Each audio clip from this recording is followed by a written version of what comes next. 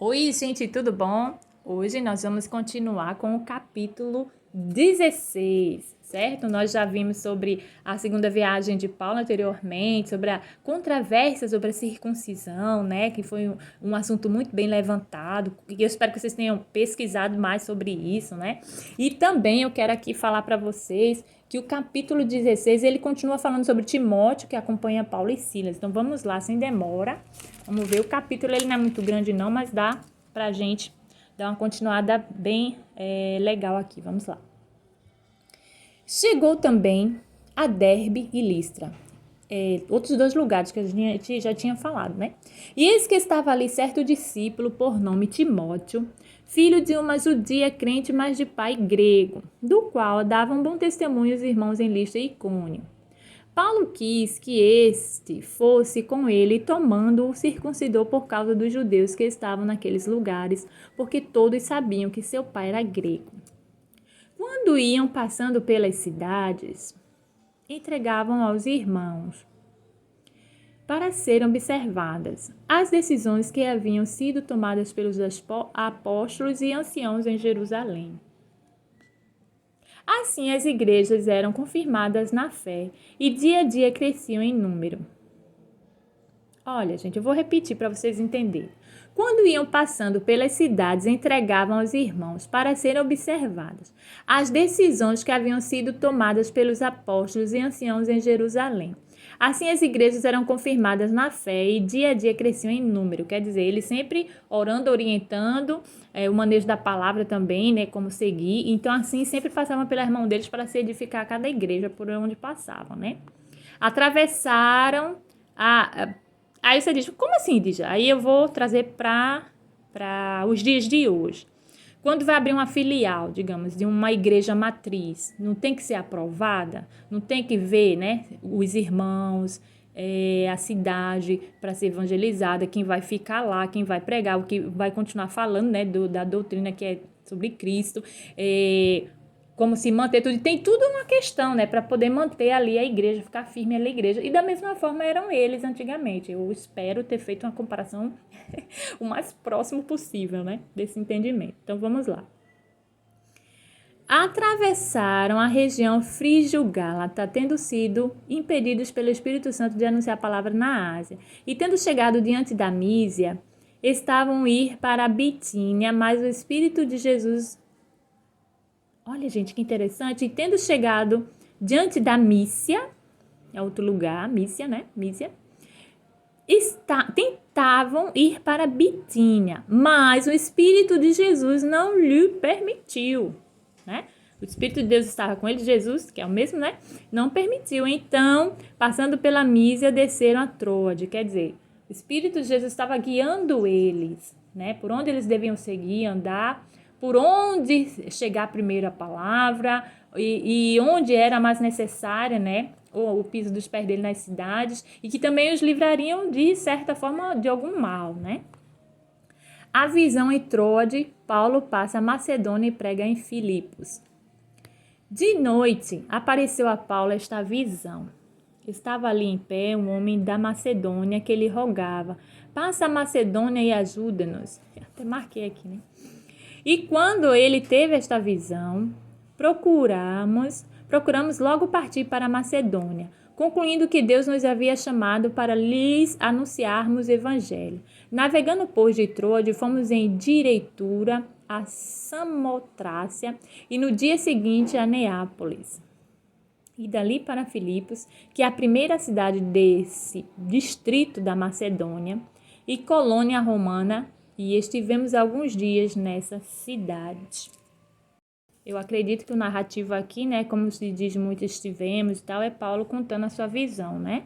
Porque ele usou muito o verbo estivemos, né? Estivemos há alguns dias na cidade. A conversão de Lídia.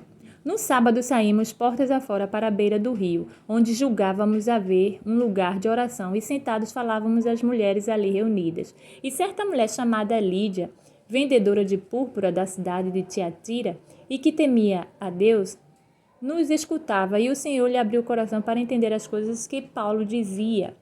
Tá vendo? Eram só homens não, gente, eram mulheres também. Depois que foi batizada, ela e a sua casa rogou-nos, dizendo: Se haveis julgados que eu sou fiel ao Senhor, entrai em minha casa e ficai ali. E nos constrangeu a isso. A pitonista, Paulo e Silas, açoitados e encarcerados. Ora, aconteceu que quando íamos ao lugar de oração, nos veio ao encontro uma jovem que tinha um espírito adivinhador e que, adivinhando, dava grande lucro a seus senhores. Ela, seguindo a Paulo e a nós, clamava, dizendo: São servos do Deus Altíssimo estes homens que vos anunciam um caminho de salvação. E fazia isto por muitos dias, mas Paulo, perturbado, voltou-se e disse ao Espírito: Eu te ordeno, em nome de Jesus Cristo, que saias dela. E na mesma hora saiu. Ora, vendo seus senhores que a esperança do seu lucro havia desaparecido, por causa da adivinhação, né? Prenderam a Paulo e Silas e o arrastaram para a praça à presença dos magistrados. Esse texto aqui, nós já falamos uma vez e já temos um vídeo gravado sobre esse texto aqui.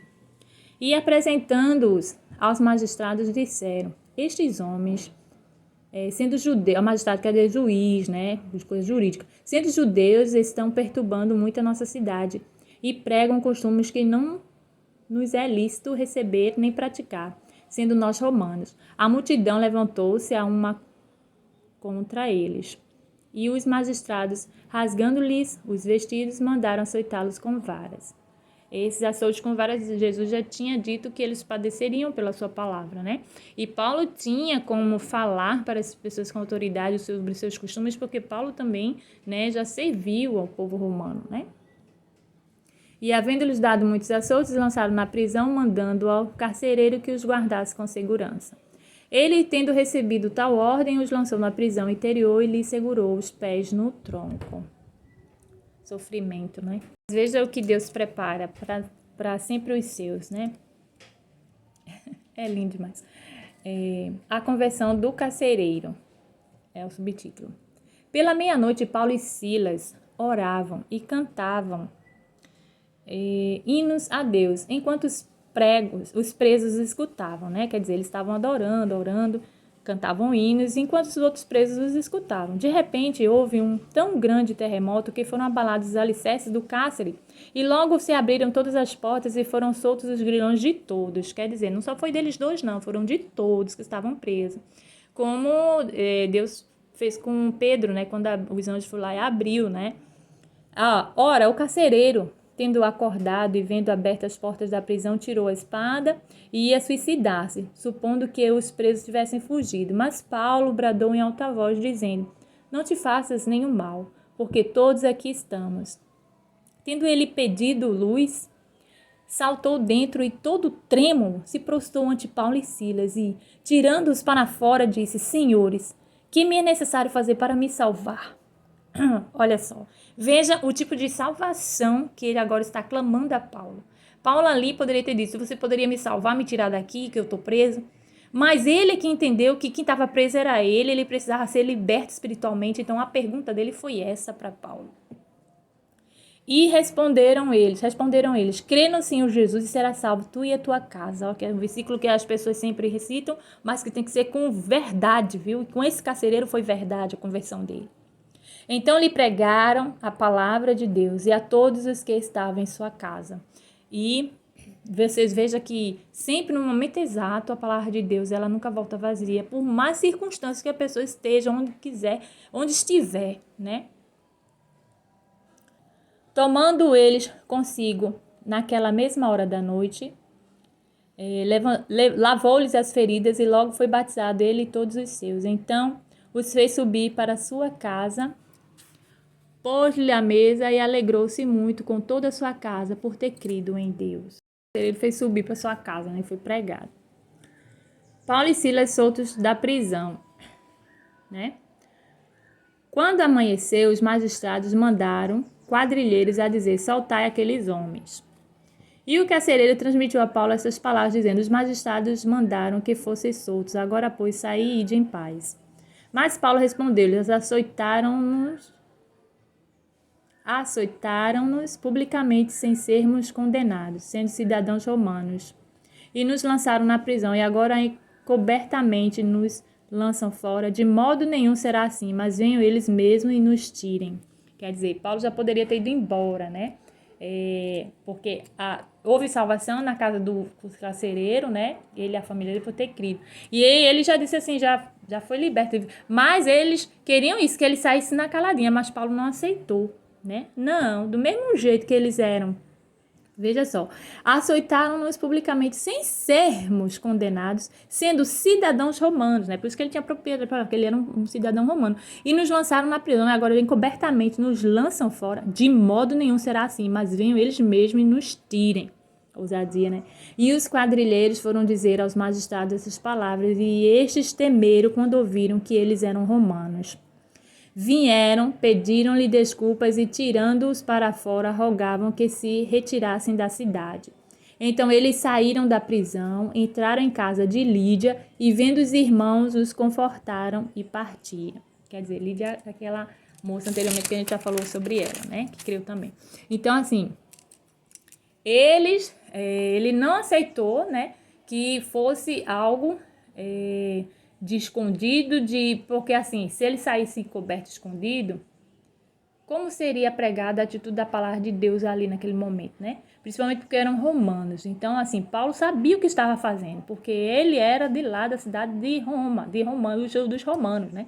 Então, ele sabia o que ele estava falando e por isso, além, né, do Espírito Santo de Jesus estar sobre ele falou isso porque conhecia o costume e as coisas do povo. Então, por isso que eles foram lá, retiraram, pediram desculpa e saíram com a cabeça erguida assim, sem ser como prisioneiro, sem ser como bandido, sem ser como nada para ser condenado, porque a palavra de Deus ela é livre, ela é eficaz e ela no tempo certo. Ali foi preciso Paulo passar por essa prisão, sim, para que houvesse essa conversão dessa família, né? Que o carcereiro subiu, pregou, toda a família foi, né? Crida, pregada ali e creram. Então, assim, foi necessário passar por esse momento, mesmo eles sendo romanos, entendeu? É assim que Deus faz, é assim que Deus traz as pessoas para o seu reino, certo? De uma forma mais, talvez você diga assim, forma desse jeito, açoitaram, prenderam, isso não importa. Todos nós, até hoje, todo cristão é perseguido. É perseguido, é invejado. Então, assim, estejam preparados. Todo mundo diz, os finais do tempo está chegando. A gente já sabe disso. É bíblico e está em Apocalipse. Mas a minha pergunta é, eu tenho me preparado para isso? Você está se preparando para isso? Eu não vou dizer que está preparado, não, mas eu vou dizer está se preparando, porque ninguém está preparado, mas está se preparando, porque a gente só sabe quando passa na hora, né? Permanecer em mim, permanecerei em vós, é a palavra de Jesus para nós. Paulo, com todo sofrimento, ele permaneceu em Cristo e Cristo permaneceu nele. Todos os outros apóstolos, e todos os homens e mulheres, aqueles que queiram Jesus, permaneceram. Estevão permaneceu até o fim. Todos os outros que diziam assim, negue, nenhum negou. Foi açoitado, foi apedrejado, foi mutilado, morreram, mas estão com o Pai. Permaneceram. E eu quero permanecer assim com Deus. Então esteja preparado. Prepare seus filhos para isso. Ainda há tempo. Prepare-se criança, prepare-se jovem, prepare-se adulto, prepare-se idoso. Não importa a idade. Não importa a idade. Esteja preparado para permanecer no Senhor. E você pode me perguntar assim, mas como é preparar isso? É você crer no Senhor Jesus, que é a sua salvação. Mesmo que você venha sofrer, a padecer, sofrer inveja, sofrer calúnia, sofrer um monte de coisa. Lógico que a gente vai sempre tentar se defender, mas outras coisas a mais, como diz Apocalipse, eu não quero citar aqui, porque pode ser que uma criança esteja ouvindo também, ela não vai entender talvez, dependendo do tamanho. Eu deixo sempre os pais explicarem que é melhor. Mas, como o Apocalipse diz, né, nos finais do tempo acontecerão coisas. Né? Então, esteja preparado e preparado para não negar a Jesus, de você crer em espírito e em verdade. Não é fazer confusão entre irmãos, nem mentira, nem fazer com que um irmão não fale com o outro, porque eu vejo isso ainda hoje. Ainda hoje eu vejo isso. Tanto nas famílias, na minha também, nas igrejas, nos lugares de trabalho, em todo canto. Não fazer contenda, como diz os 10 mandamentos também, não roubar, não matar, não destruir, né? Não adulterar, permanecer com os 10 mandamentos, assim, amar o próximo como a ti mesmo, respeitar as pessoas. Você pode amar, como a gente já falou isso, você pode amar e ajudar as pessoas, não precisa conviver com algumas delas se você vê que não dá. Não é isso. Mas permanecer em Deus é assim, amar a Deus sobre todas as coisas, sobre tudo, e amar Jesus, amar o Espírito Santo, sobre todas as coisas. Pregar a palavra dele, com suas atitudes, com a sua fé. Não viver falsa aparência, não viver só para dinheiro. O dinheiro ajuda, claro. Paga muitas contas? Paga. Mas se você sabia que antigamente eram trocados, quando se tinha muita moeda, muito dinheiro, tinha moeda de prata, ouro, então sempre teve. Mas as pessoas às vezes trocavam açúcar por outra coisa, sal por outra coisa, era o tal da permuta, né? Eu te dou isso, você me dá isso, conforme o que pesava de valor, né? O sal, o açúcar, feijão, café, né? Palha, tecido, não sei, várias coisas. Antigamente, em alguns lugares ainda tem esse costume. Aqui no Brasil, geralmente, é pouquíssimo isso, né? É mais questão de valor mesmo, moeda. Mas não deixar as riquezas se tomar, não há problema nenhum. Eu vi até uma frase dessa numa rede social e disse assim, não há problema desculpa, o homem ter riqueza, o problema é que mais riqueza possui o homem. Quando o homem se deixa levar pelas riquezas, não pode, não é bom, né? Até podemos todas as coisas, mas não é lícito, entendeu? Então, gente, preste atenção no que é permanecer em mim, permanecerei em vós. Então, assim, que vocês possam, né, avaliar e refletir. Esse capítulo é muito bom para reflexão. Então, que vocês possam continuar. Aí, desculpa, o balanço, bati aqui na mesa. Refletir, continuar sempre em Atos dos Apóstolos e vamos chegar até o final. Deus vos abençoe. Até o próximo vídeo. Eu gostei de falar isso, até o próximo vídeo. É o momento que a gente se vê, né? Beijinho pra vocês.